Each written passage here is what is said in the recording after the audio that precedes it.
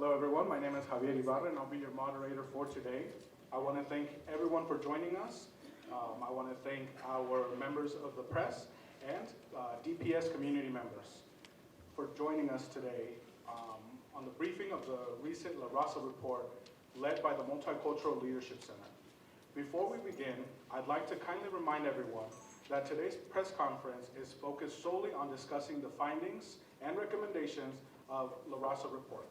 While we understand there may be other pressing matters, we kindly request your cooperation in refraining from asking questions unrelated to this specific topic. Today you will hear from members of the DPS Board of Education, DPS Superintendent, Dr. Alex Marrero, and the Multicultural Leadership Center Principal Investigator, Dr. Steve Del Castillo. After our speeches and presentation, we will open up to our media partners' questions. Our first speaker today will be the Board of Education President, Dr. Carrie Olsen. One moment, let me do this in Spanish. Hola a todos, estimados miembros de la prensa y miembros de la comunidad de DPS. Gracias por acompañarnos hoy en esta importante sesión informativa sobre el reciente informe de la raza dirigido por el Centro de Liderazgo Multicultural. Antes de comenzar, me gustaría recordarles que a todos que la conferencia de prensa de hoy se centra únicamente en el distrito y en los hallazgos y recomendaciones del informe La Raza.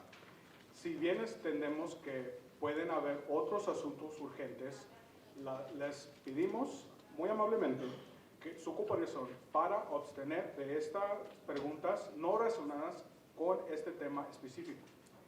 El día de hoy van a escuchar sobre los miembros de nuestra Junta Directiva de Educación de DPS, el superintendente de DPS, Dr. Alexis Marrero, y el investigador principal del Centro de Liderazgo Multicultural, el Dr. Steve Del Castillo. Después de los discursos y la presentación, lo abrimos a las preguntas de nuestros miembros de la prensa y nuestra primera oradora será la presidenta de la Junta de Educación, doctora Carrie Olsen. Muy buenos días, yo me llamo la doctora Carrie Olsen y soy la presidenta de la mesa directiva de las escuelas públicas de Denver, pero antes de ser presidente y miembro de la mesa directiva, yo fui maestra en las escuelas públicas de Denver durante 33 años. Good morning, my name is Carrie Olsen, and as Javier said, I'm the president of the Board of Education. But before that, I was a teacher in Denver Public Schools for 33 years, always working in neighborhoods of Latin students. On March 20th, 1969, which will be tomorrow, 52 years ago, the students at West High School set the Chicano movement in action, so it is fitting today that we are here to celebrate the release of barriers and opportunities for Latino students, parents, and staff in Denver Public Schools, or as it's called, La Raza Report. I would like to start by thanking those brave students who 52 years ago set something in motion. And I'd also like to thank all the individuals and organizations in the Latino civil rights community who have participated in decades of advocacy to improve the lives and education of our Latinx students and families. Y con su paciencia voy a intentar de traducir cada párrafo en español, a ver cómo me va. Hace mucho que no estoy traduciendo así rapidito. El 20 de marzo de 1966, hace 52 años, los alumnos de la Escuela Preparatoria West empezó el movimiento chicano. Entonces es muy acuerdo con hoy que estamos aquí para festejar el reporte de la raza. A mí me gustaría empezar a agradecer a todos esos alumnos con tanto fuerza que tenían para salir de su escuela y empezar un movimiento que dura hasta hoy. También me gustaría agradecer a todos los de la comunidad latina de los derechos civiles que han participado en décadas de advocacy, no sé cómo decirlo, Javier. Bueno, abogacía. Gracias, abogacía, para mejorar las vidas y la educación de todos los alumnos y familias en nuestro distrito. I would also like to thank all of you who came here today to learn about this important work. I would like to thank the researchers at the Multicultural Leadership Center and Dr. Darlene Ledoux, who was one of my mentors from 40 years ago, and Erin Linney. I really appreciate the time you have invested in this work. I would also like to thank the over 2,600 people who participated in this research and shared their voices and opinions with the researchers, and now will share it with the community. Thank you for trusting us with your voices, your thoughts, and your ideas to create the new generation of education in Denver Public Schools for our Latinx students. También se les agradezco a todos quienes están aquí hoy para aprender más de este trabajo tan importante. Me gustaría también agradecer a los investigadores del Multicultural Leadership Center, a la doctora Darlene Ledoux, una persona que me ha guiado casi 40 años, y Erin Linney. Se les agradezco toda la atención y el tiempo que han invertido en este trabajo tan importante. Me gustaría agradecer a los 2,600 personas que compartieron sus voces y sus opiniones con los investigadores y ahora con toda la comunidad a través de este reporte tan importante. Gracias por tener fe en nosotros, que vamos a cuidar a tus ideas y tus pensamientos para crear una generación nueva de educación para los niños latinos en las escuelas públicas de Denver. As a former teacher in Denver Public Schools, I learned so much from the families and students who taught me how to teach their children in my care. It was from all the mothers like Mrs. Ordonez and Mrs. Ospino, and many others, along with their children, that I learned the art and craft of teaching students from a Latino neighborhood. So it is fitting today that we are here to celebrate a report that comes from the voices of the people in our own DPS community. I am so grateful to the researchers for creating a report that includes not only data, but the stories and the voices of the people in our community. Como una ex maestra en las escuelas públicas de Denver, me acuerdo que aprendí tanto de las familias y los alumnos que me enseñaron tanto acerca de cómo enseñar a los niños en mi cuidado. Era de las madres como la señora Ordóñez y la señora Espino, quienes me enseñaron mucho acerca de cómo ser una maestra en un barrio latino. Entonces, es muy apropiado hoy que tenemos un reportaje que viene de las voces de la gente en nuestra comunidad de DPS. The subtitle of the report indicates that we are at a crossroads in Denver Public Schools, where the district finds itself with options for dealing with the past problems and the current challenges in serving our Latinx population. In determining the path forward from these crossroads, the report offers insights and advice from the Latino population as it lifts up their voices. And I quote from the report, "It takes the reader into the material depths of the world of those whose lives are affected. It can be a step in producing empathy so much needed in the world today, and what has surfaced in this report from the depths of the hearts and minds of this group is cultural resilience. Such has been the hallmark for Latinos caught in historical quandaries, seeking out social justice in an unjust world and never giving up." El subtítulo de nuestro reportaje indica que estamos en un cruce caminos en las escuelas públicas de Denver, donde el distrito se encuentra con opciones para entender los problemas del pasado y los desafíos para el futuro en mejorar la educación para la población latina en las escuelas públicas de Denver. En creando este pasillo adelante, el reportaje ofrezca consejos de la comunidad latina mientras que están levantando sus voces. El reporte dice que lleva la persona quien lee este reportaje al mundo, a los quienes sus vidas están afectadas, y puede ser un paso para producir empatía que hace falta mucho en el mundo de hoy. Y lo que sugiere de los corazones y las mentes de ese grupo es la resistencia cultural, y siempre eso ha sido así para la gente latino que se encuentra con problemas en el pasado. I am committing to this work as a board president and as a former DPS teacher. In this commitment, I would like to ask the entire Denver Public Schools community to join me in reading this report and getting involved in the upcoming work. It is important to reflect on the La Raza Research Report as we develop a plan that will improve the lives for our Latino students in DPS. I call on everyone to do this work in tandem with the work of the Dr. Sharon Bailey Report. The initiatives that resulted after the Bailey Report continue to be critical to our success in Denver Public Schools, and we need to do both well and fully and successfully. Yo me dedico a ese trabajo como la presidenta de la mesa directiva y como una ex maestra. En mi commitment. Yeah. Bueno, estoy haciendo bien, pero bueno, gracias.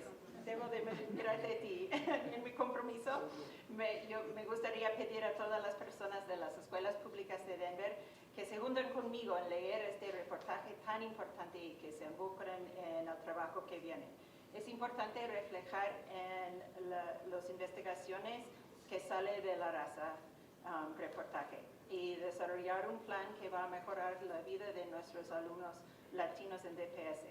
También pido a todos que hagan ese trabajo junto con el reportaje de la doctora Sharon Bailey. Las cosas que salieron de ese reportaje también siguen siendo muy críticos para nuestro éxito como DPS. Tenemos que hacer los dos muy bien y con todos nuestros almas. Finally, as I reflected on what I might say today, I thought of the first principal that I had in 1985 and how grateful she would be for what we're doing here today. The late Dr. Marta Urioste was a champion for multilingual education and an active member of the Congress of Hispanic Educators for 51 years. I know she's looking down on us today and she's proud of the work that we have done.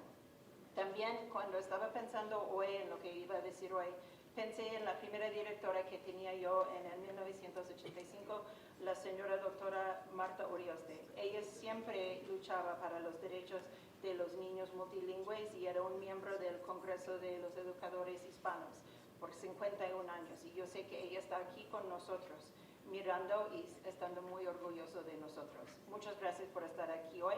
Thank you very much for being here today. And now I'd like to introduce Vice President De La Rosa.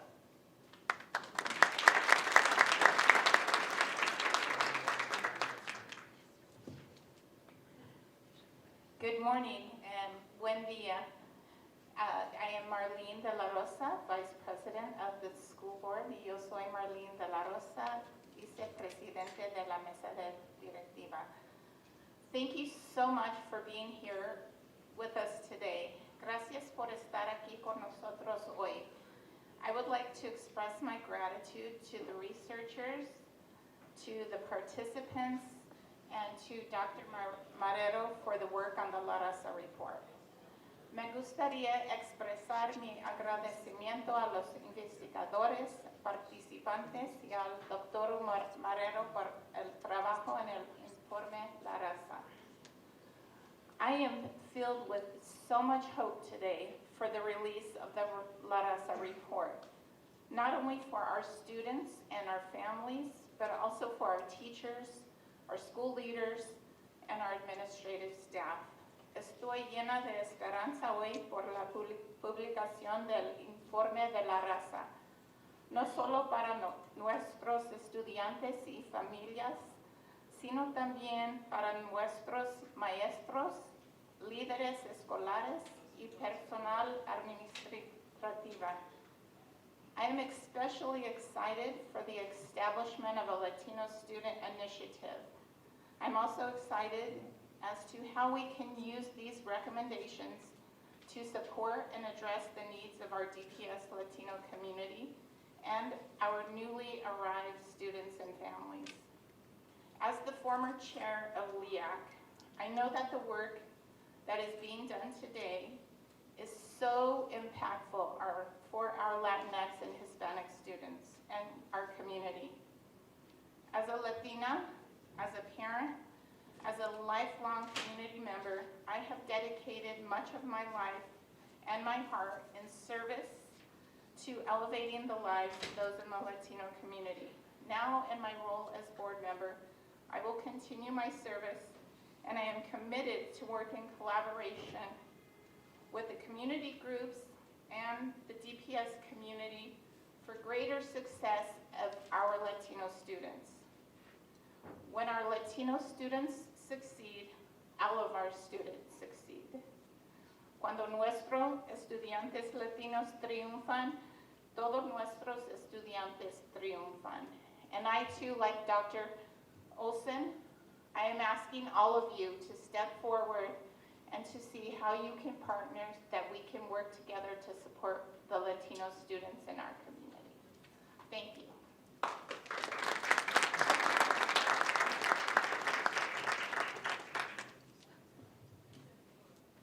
Good morning, everyone. Buenos dias. Thank you for joining us in this historic moment for the Latino, Mexicano, Chicano community in DPS. My name is Xochitl Gaitan. I was the first Mexican-born president of the DPS Board of Education from November 2021 to November of 2023. I'm currently Director of District 2, Southwest Denver. Due to my limited time right now, I'm going to share just a few words in Spanish and I'll go back to English. Buenos días a todos. Gracias por habernos acompañado en este momento tan histórico para nuestra comunidad latina, mexicana, chicana dentro de DPS. Me llamo Xochitl Gaitán y yo fui la primera presidente de la mesa directiva de DPS que nació en México.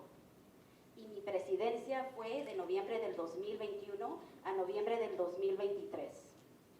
Hoy día sigo como directora del Distrito 2 en el suroeste de Denver.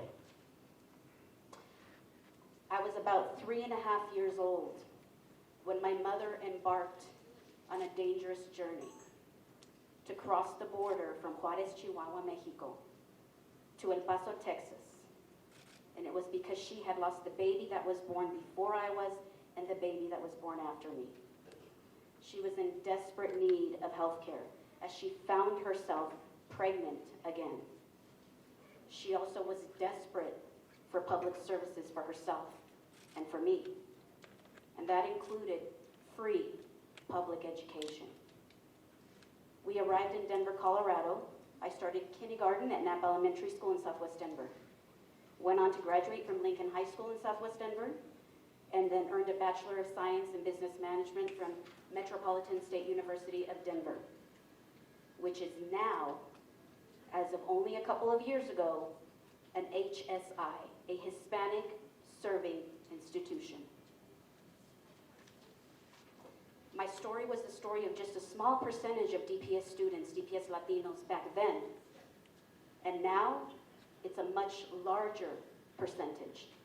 As you will see as you comb through the Raza Report, due to gentrification, segregation, and other issues, DPS used to have about 60, maybe even 70% of Latino, Mexicano, Chicano students.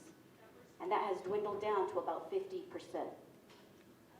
I stand here proudly representing and speaking with and for my community. Our Latinidad binds us through language, culture, our skin color, the different shades of brown, family values, music, and all the beautiful things that hold dear to our heart. The DPS Board of Education and Superintendent Dr. Marrero now have an opportunity to work with policy such as language justice work, culturally responsive curricula, anti-bullying efforts, and so forth to create the necessary change to strengthen equity within this institution to protect and provide the highest quality education for my community. And just as my mother embarked on her journey and took the necessary risks to find opportunities for public goods and public services, you too can embark on this new DPS journey. And together, through our Latinidad, we together will take those mitigated risks and we will reach for equity in all parts of this system for our Latino and our Latinx community. Gracias. Bravo, Xochitl!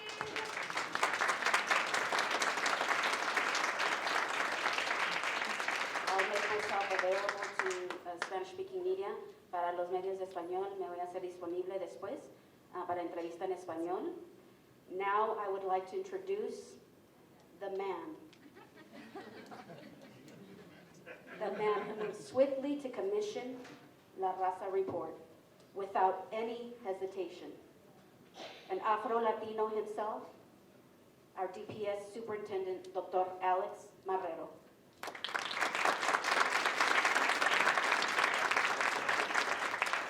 Muchas gracias, directora Gaitán. Voy a comenzar en español y después en inglés. Pero primeramente, I want to highlight the other members of the board who are also here in support. Directora Kimberly Sia. El director Scott Esserman. Y el director John Youngquist. Saludos a todos. El orgulloso superintendente de las escuelas públicas de Denver, Alexis Marrero, el hijo de Mirta Carmen de la Gracia Espinal, de Montecristi, la República Dominicana, y el hijo de Manuel Marrero, de La Habana, Cuba. Aquí estamos, un día increíble, emocionante, para escuchar las conclusiones del informe de la Raza en un grupo de investigadores de lo máximo que tenemos, los premios, socios externos que ahora son socios internos, para mejorar el sistema nuestro. Es muy fácil señalar, decir, haz un trabajo mejor, señor. Muy fácil, pero más difícil señalar a nosotros mismos. Y eso es lo que nosotros hicimos con este informe. Estas recomendaciones son vitales para el trabajo que se necesita aquí para mejorar la experiencia de los estudiantes, los adultos y del sistema. Y saben, de las planes estratégicas, eso mismo lo que detalla. Estudiantes, los adultos y el sistema. Nuestro sistema, DPS, es un distrito de acción.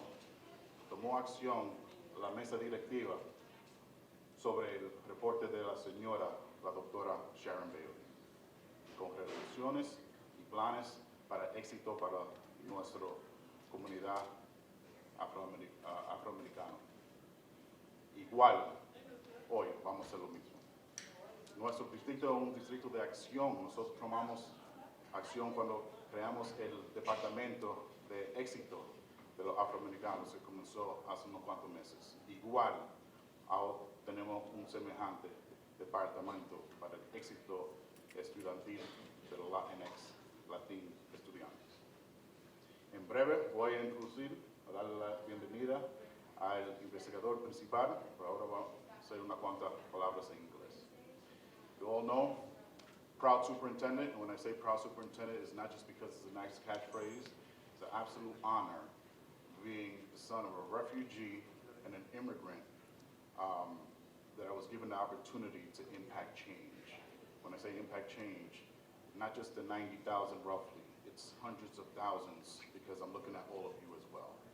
So if you do simple math, you multiply that by 1, maybe 1.5, in best cases 2 or more, because not everyone, I know I didn't have 2 at home, right? We're speaking about hundreds of thousands. So this is truly a call of action. And yes, I'm a little bit paced in my remarks because I'm trying my best not to show how emotional this is.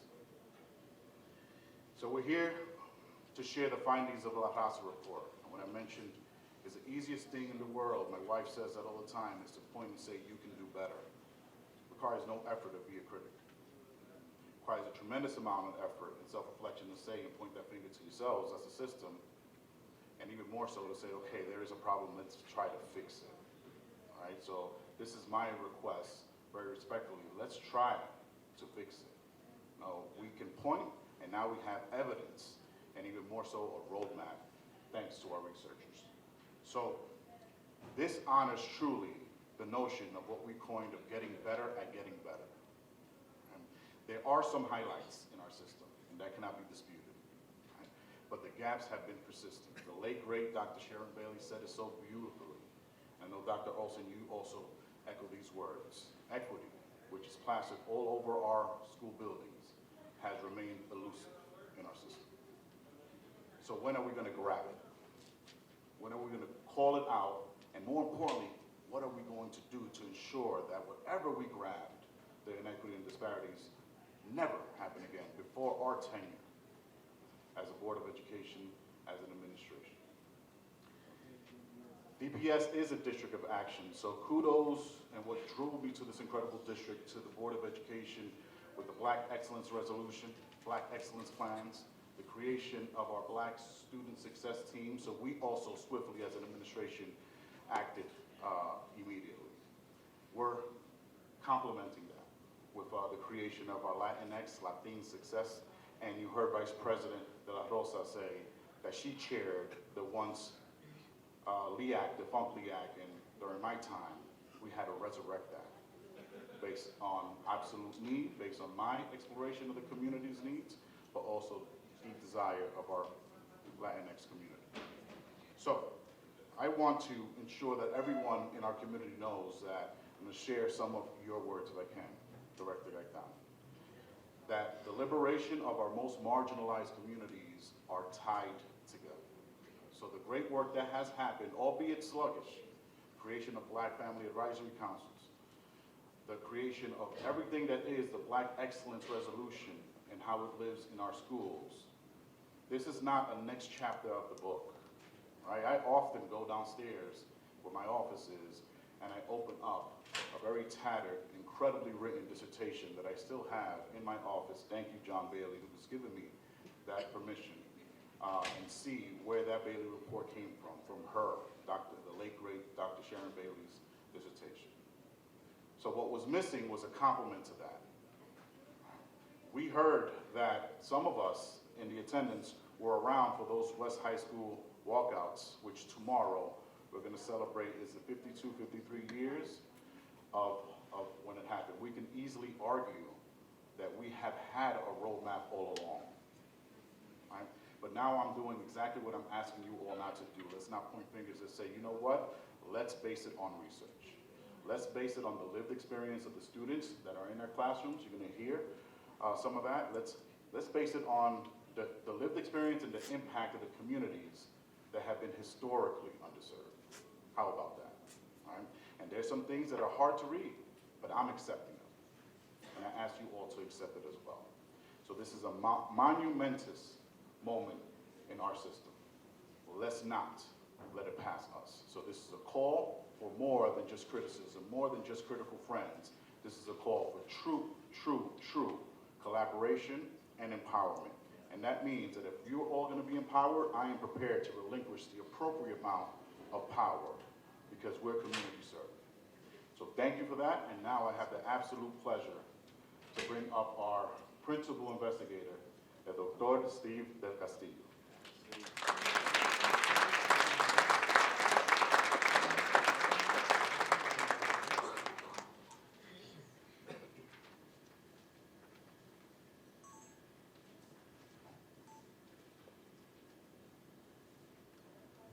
Good morning. Buenos dias. First thing I want to do is I want to apologize for I'm overcoming a cold. So please excuse me. So for those of you that remember the Little Rascals, remember Froggy? That's who I am with Froggy for today. Anyway, thank you very much, Dr. Marrero. Thank you very much for the board. It's a real pleasure to be here. Thank you for the opportunity to share with you what we've done. But before I do that, I would like to introduce our distinguished researchers over here at the table. We had an incredible team, as you might imagine. And those of you that know the educational community, you'll recognize just about everybody here. I'd like to introduce them first, starting with Dr. Kathy Escamilla.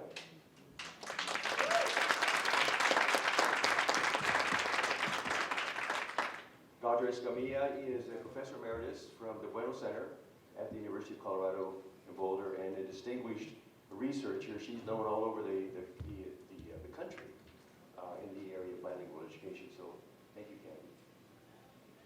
Next to Kathy is Alex Hay. Alex is our data scientist. He's the quantitative guru. He's the one that put together all of the pieces around our quantitative model that you will see in the report.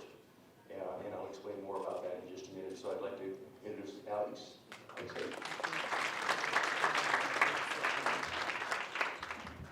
Next to Alex is Dr. Ramon del Castillo. And Ramon is the retired chair of the Chicano Studies Department at Metropolitan State University. Also was the director of the nonprofit management program at Regis University. So Dr. Del Castillo.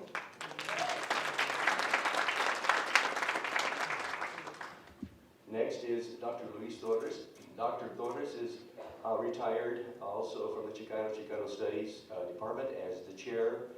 He is I wish to tease him a little bit, his PhD's in English. He's a himself an English professor. I said, no, you're already a professor of English. There's a difference, you know. And we should be. And he's too shy. Dr. Escamilla was the person who conducted our Spanish language interviews that you're going to hear more about. So thank you, Manuel. When we were provided the award of the contract, the one thing that the research question that we addressed was, what are the barriers and opportunities of Latino students, parents, and staff within Denver Public Schools? It's a pretty broad question. So in order to do that, what we did is we broke down, and one of the things that we also did was to look at, with the distinguished group that we have, obviously, as you might imagine, there are different approaches that we thought we could take. But we thought the most productive approach would be that we really wanted to divide the study into three parts. The first part is the historical analysis. And the reason that's important is because everything we do today is really a result of history. And things don't happen in a vacuum. We live as a result of policies, social, economic, political actions within our community. We thought it was very important. I'm going to come back to that. The second component that we had is a quantitative component. Of course, is what Alex and I worked on. That's part of my background too, so we worked on that together. And then the third component was the qualitative component that focused on focus groups and a survey. Now, when we looked at the historical analysis, one of the things that we did is we looked at 10 decades of history in Denver, 100 years.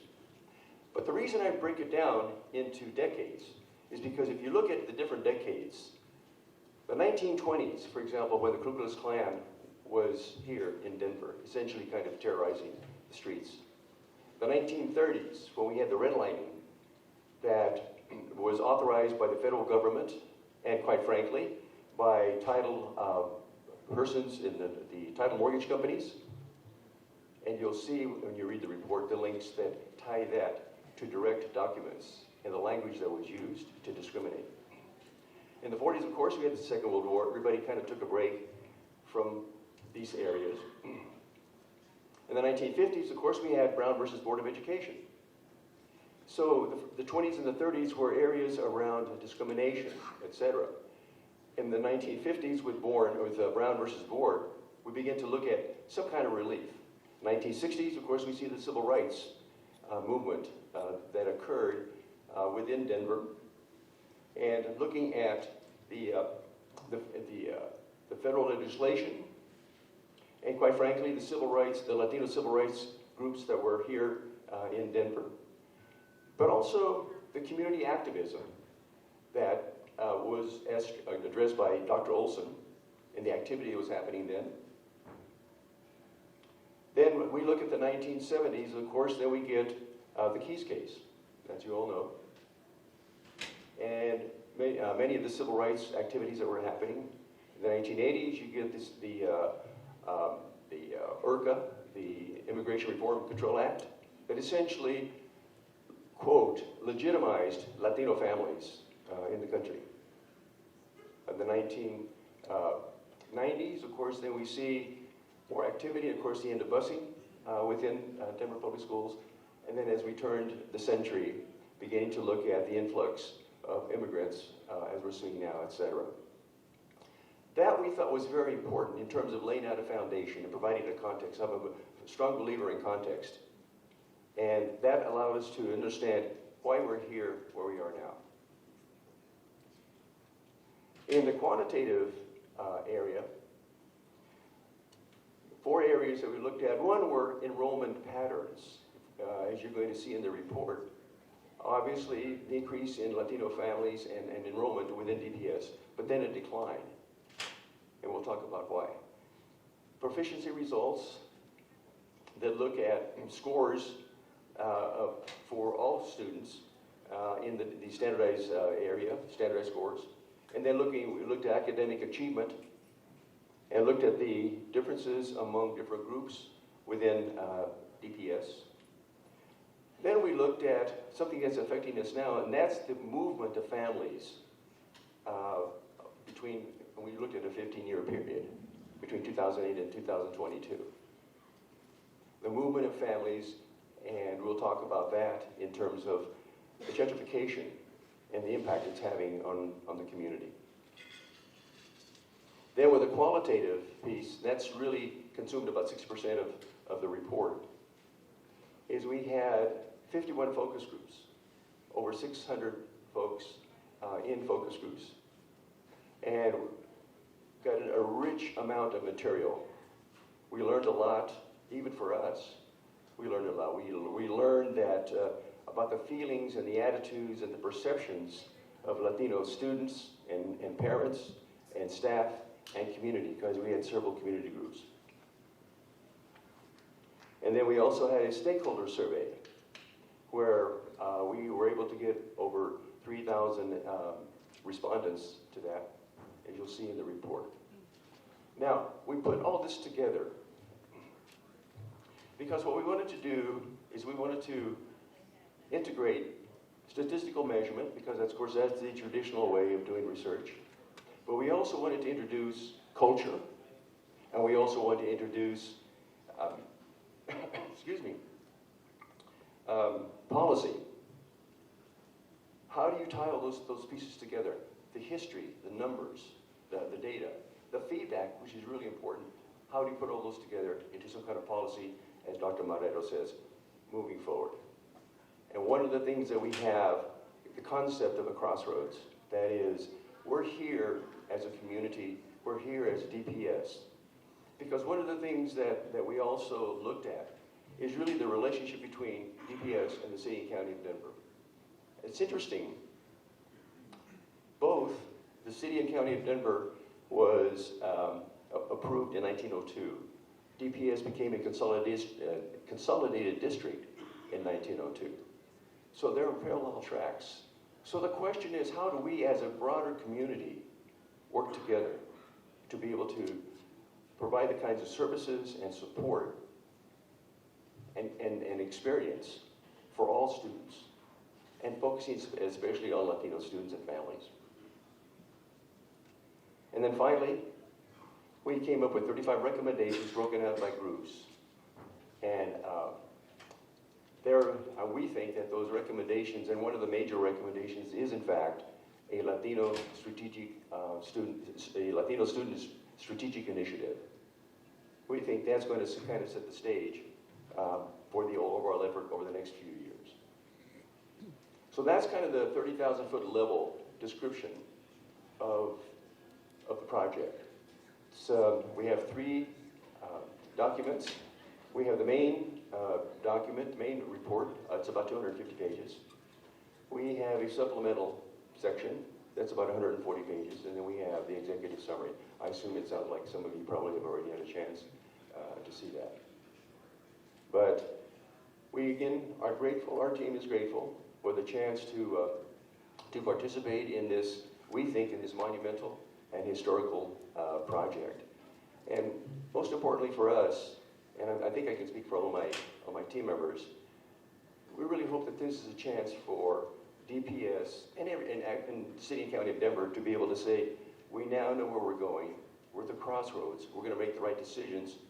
And years from now, people are going to look back and say, that was the differentiating point for DPS, and most importantly, for the Latino community. So, thank you.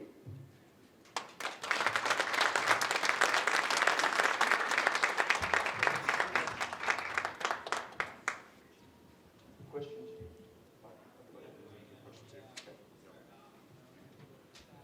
Thank you, everyone. We're now going to be taking questions for the researchers or anyone on the panel using this microphone. Who would like to go first? Yes. And I don't mind who,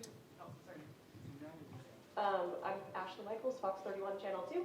I don't mind who takes this, but what is the most surprising thing that you found?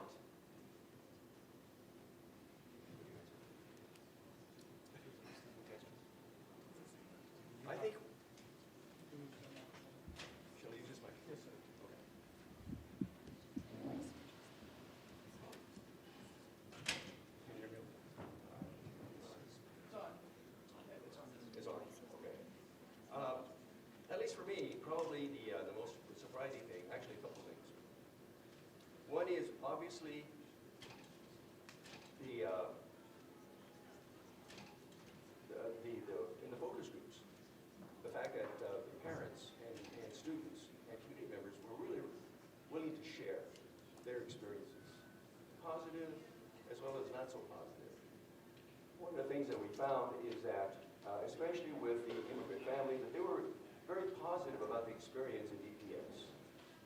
They felt like, yes, we have a chance to have some input. They'd like more, of course, but of course, at least somebody saying, we want to hear your input, in our school, etc. And probably that's from the focus groups. And probably the other thing that surprised, I think, Alex and me, were the numbers. As you're going to see, the students that were scoring below expectations over the last, since 2015, when they moved from TCAP to CMAX. So those are probably, for me, at least, the surprising points.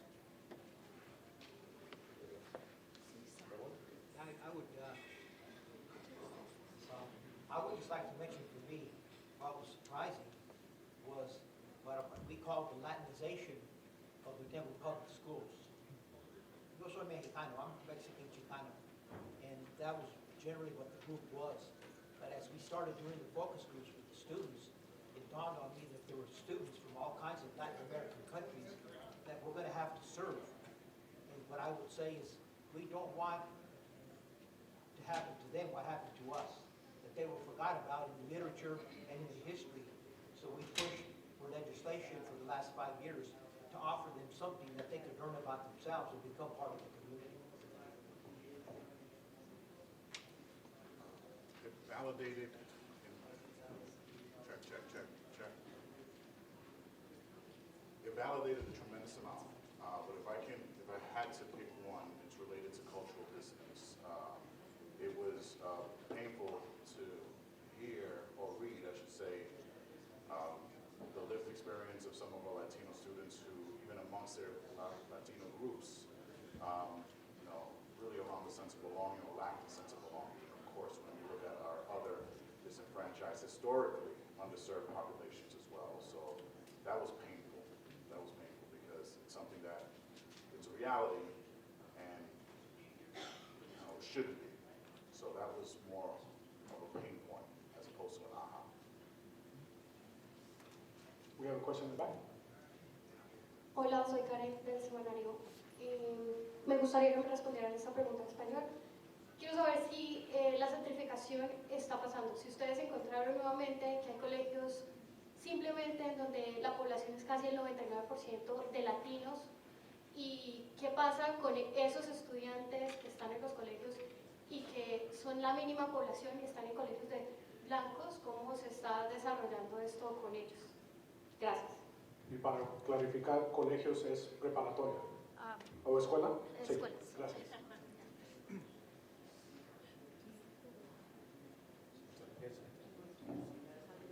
Muchas gracias por la pregunta. Lo que yo encontré increíble sobre el reporte, el informe, es que no importa si en la escuela que tiene 90%, o que tienen un poco de estudiantes que identifican como latino o latineo, no se sienten como ellos merecen estar. Eso es lo que, cuando yo leí eso, me impactó seriamente. The question asked was there much of a difference from students in schools that are closer to 90% Hispanic or Latino in schools, or closer to where the majority was white or other students? Dr. Murray, if you can answer that as well, in English. Well, I don't know if I can speak to the differences there. I just echoed what I said earlier, that regardless of the student population that identifies as Hispanic, Latinx, Latina, from the 90 plus to those that have a smaller, what I was able to see as a theme was that there was a sense of not belonging, even amongst their own groups, and even more so when it comes to the external groups. Thank you. So I'm going to address that question with regard to language. So the schools that were more heavily Latino were also more heavily Spanish speaking, and so there were more services, quote unquote. However, services are required at all the schools. So there was more at some schools because there were more students. But for a kind of a way to summarize in the soundbite to our findings, kids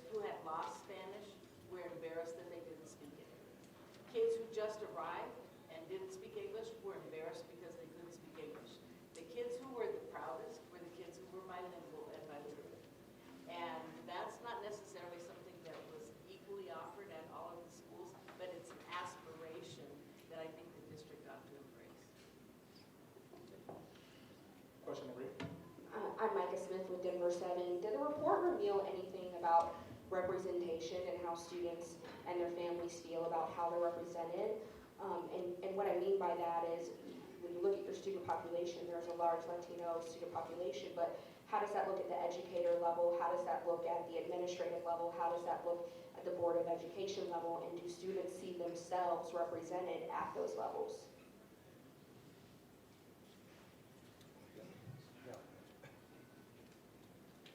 One of the things that we found, and I want to ask some of our folks to share, is that when we did, and remember with the qualitative, because we had 2 departments. We had the focus groups, and then we had the survey. Now, I took charge of the survey, and then my colleagues here took charge of the focus groups. So I'm going to just answer from the survey perspective. From the survey perspective, we found that students were actually felt pretty good about the fact that they were involved. They felt like one of the questions was, do you feel involved, in the schools? Do you feel like you're a part of the schools? And we had it was actually, that was one of the surprises that I had, is that I found that there were a high percentage of folks, of the students, who felt like, yes, they are part of the school, and they feel welcome there, and the culture is being represented there in the school. So I'll let my colleagues speak in terms of the focus groups. One of the ways that the students and parents were very interested in terms of representation was in the curriculum. Whether there was curriculum that covers, for example, Latino history, literature, and so on. A couple of the themes, we have 10 different themes. A couple of the themes speak to that, especially theme number 9, which covers that entirely. And there's movement. There's certainly what we think is effective movement toward increasing the numbers of, say, introduction to Chicana and Chicano studies, or introduction to Latinx studies, a literature class, a survey of Latinx literature, which can be offered as a concurrent enrollment class with local higher ed institutions. The introduction class can be also, there's a Latinos in Action class where the students go out into the community. So that kind of, and a couple of others, in addition to introduction to African American studies, African American history, and so on. So I think that was one of the major interests on the part of students and parents, in addition to teachers and others.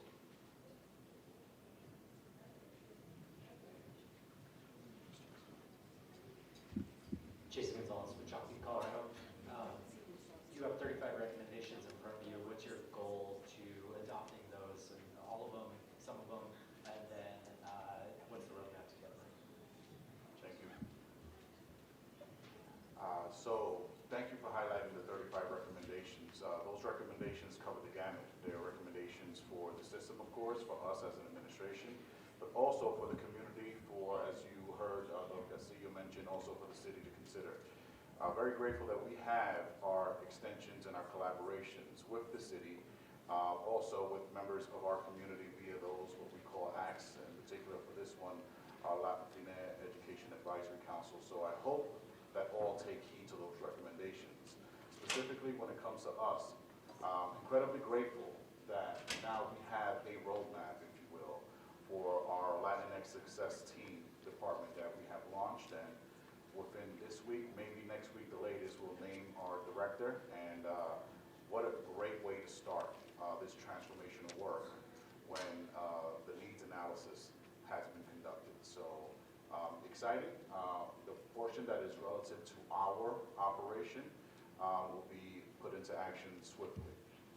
But all those other recommendations, again, for you all, members of the community, I really hope that we can collaborate, that you take heed to those recommendations as well.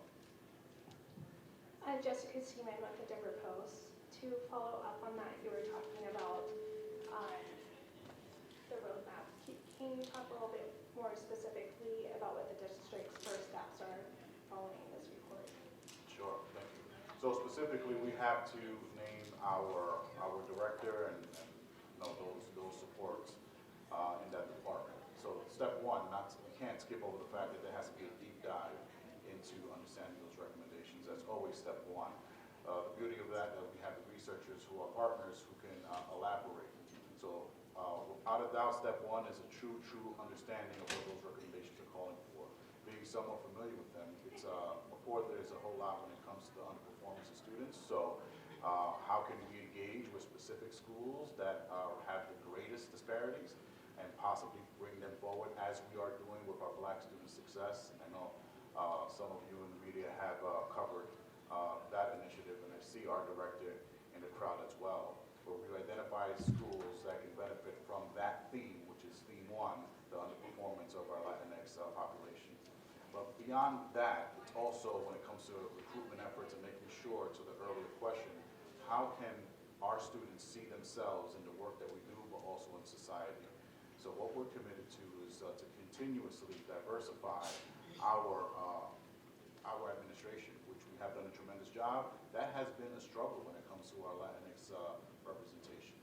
Thankfully, you have myself and some others, but I'm looking forward to the day that not only that they see the executive team represented in the majority of the students that we serve, but also respectfully members of our elected officials, because that means that we have made an impact in our community and folks feel motivated and a sense of belonging that now they can influence change from a director's position.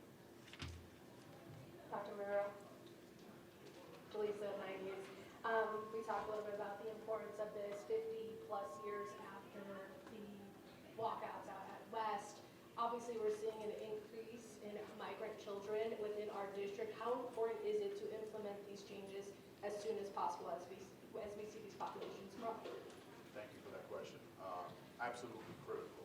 So much so that in collaboration with someone who supports the efforts with Dr. Escamilla and our partners at the Colorado Hispanic Congress Chair, that we're embarking with possibly a needs assessment when it comes to our new to country students, so we can have, again, a pulse of what they're dealing with. I've shared this in many other platforms that I carry around a 4-page letter that I have yet developed the courage to read to my daughter, who, thanks to DPS, is fluent and bilingual, English and Spanish, because it's so devastating.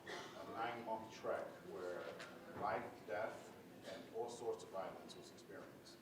So I know in certain cases it can be controversial, but before we can recalibrate the student, the scholar, the learner, we have to make sure that they're well.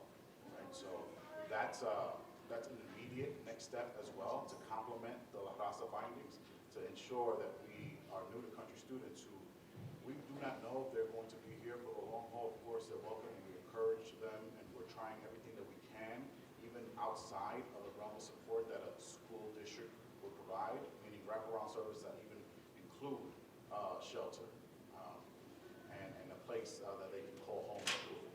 So the role of an educator has shifted. We all know that since the pandemic, but even more so now here in DPS because of our unexpected but welcome new to country students. So to your question, so we have a roadmap in terms of trying to address the need thanks to the Latinx and the La Raza Report. What could be missing, because this was commissioned last year, and although there was some participants who were new to country, we've had new to country students for generations.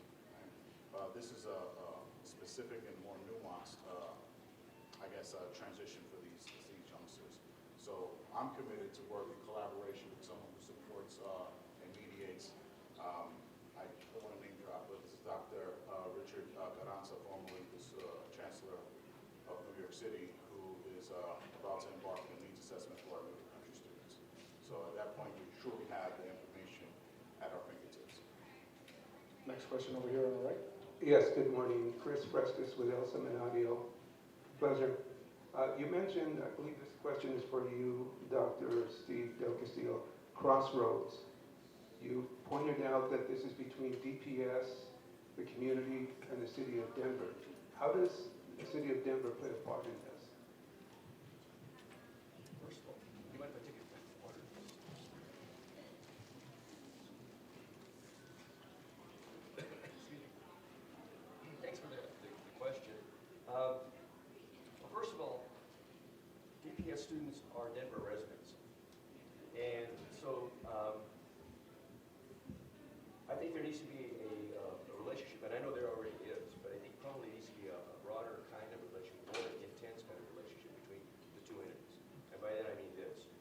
obviously, that Denver, the city and county of Denver, as an entity, work with DPS to look at what are the needs, for example, of the families, not only of both the newly arrived families, but also those families that have been here for a while.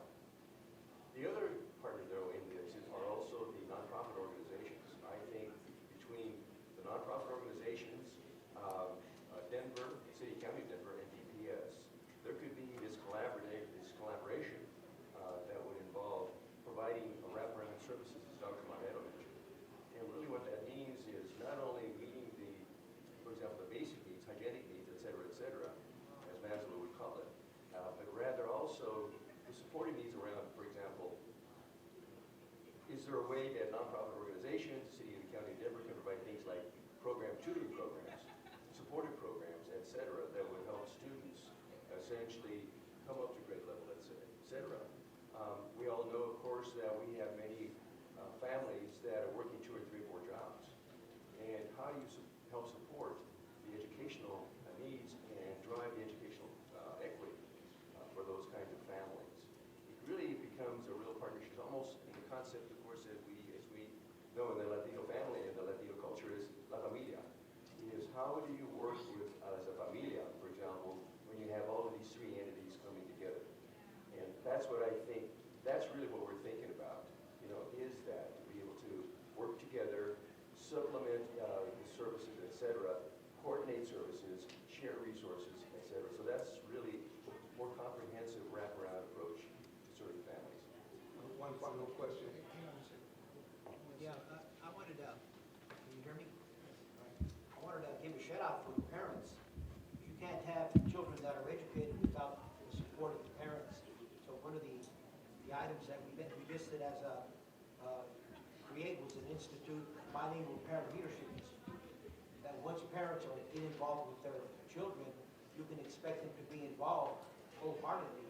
However, some parents are not familiar with the concept of shared leadership or shared or participative democracy. So we think that there has to be a curriculum that provides them avenues to teach them how to use their power. And we cannot become afraid of their power. We have to learn how to use it and harness the power that they have and the energy, because they'll give you 100% once they know that they're included in participative democracy. But that's also going to mean, I think, making sure that there's a bilingual institute so that parents that speak only Spanish will have avenues to communicate with parents that only speak English. So there's a lot of work as an entity with the city and county and with the nonprofits and with the business sector to get the parents involved at all levels. I guarantee you that if you get parents involved, they'll give you 100% because they want to be part of the education of their children, something that many times is left out because there's so many cultural and linguistic differences that they can't participate effectively. In the report, we have interviews with students and parents and so on. And one of the things that they really need, the students really need, that could come from the city and county of Denver, along with DPS, is more transportation. It's very important to the students and to the families, therefore. There are stories where the students might have to take two city buses to get close to the school and then walk several blocks. So I think that is a practical matter that would really be very significant. If students get to school late, that becomes problematic. So that's an example of the city and DPS working together. Could be. Yeah, actually, continuing what Lisa's saying, what we saw in the quantitative section was a very clear movement and concentration for where the Hispanic families are currently residing, or just over the last 15, 18 years. So now we have to work with the district, have to work with the city and their dinner to get appropriate transportation, but it would have to be on an ongoing analysis basis to see how these populations are shifting over. If I may add to that, a couple of things. One is, just to kind of follow up on what Alex is saying, you'll see in the report that there is a map that shows the differences in the Latino DPS population in 2008 and then in 2022. A major shift that occurred. And it's not just a geographic shift. There's an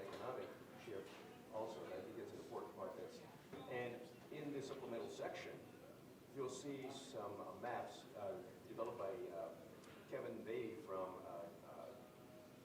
Denver, where it shows the actual shifts of the populations, of the overall population. So you put together the shift of the overall population and the shift of the DPS population. You'll see the differences between the Latino population that live primarily in North and West Denver and the shift to Northeast Denver. Those have some really economic implications. One of the things, I'm an economist by training, one of the things that I always look at is labor markets. The one thing that we know, that there's some research that come out, that 75% of the labor force in the Denver metro area is going to come from the Latino population. So we have to make sure that employers, nonprofit organizations, the city and county of Denver, DPS all know that they have a responsibility to prepare the future labor force. Think about the quality of life that will be impacted if in fact we don't. I think that's going to be very important. Thank you. We have time for 2 more questions. Hi, Nicole Profila with the Denver Gazette. I was hoping you could tell us when you completed the report. We noticed it's dated in January and that the population really stopped short of the influx of immigrants to Denver. And then I was hoping you could also elaborate a little bit more on the academic disparities, which most of us have been reporting on for decades. So if you could just elaborate a little bit more on that, I appreciate it.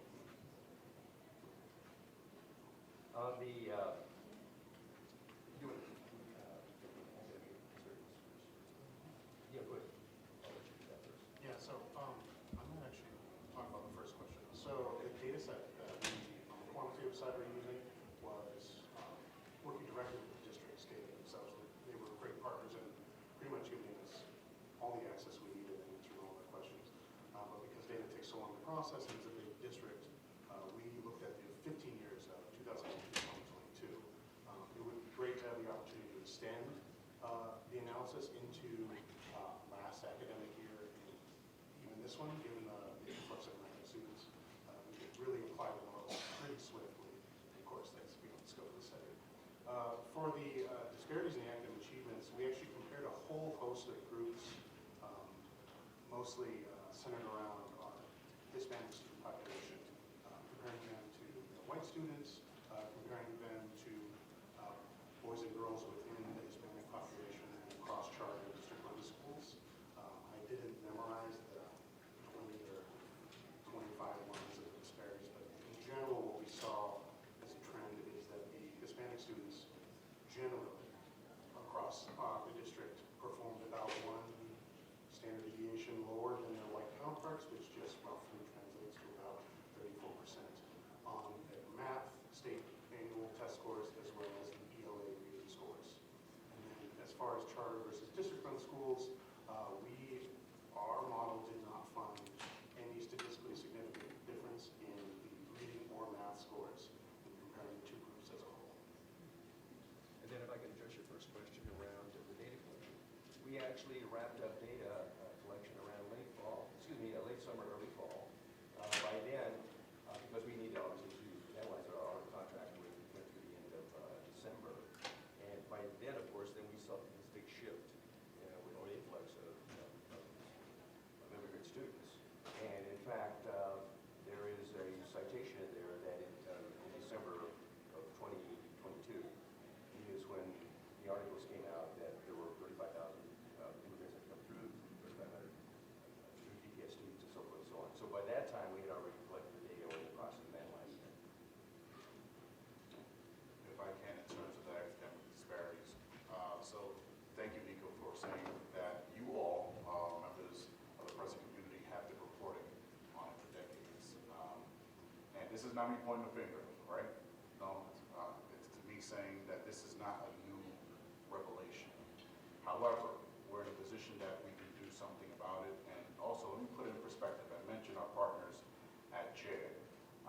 They're also our partners with the modified consent decree that during all these decades that we're referring to. Can we imagine what that disparity would be if we can have that as an anchor holding the district accountable? It would be incredible, right, if it wasn't for that. So that was the community and those that respect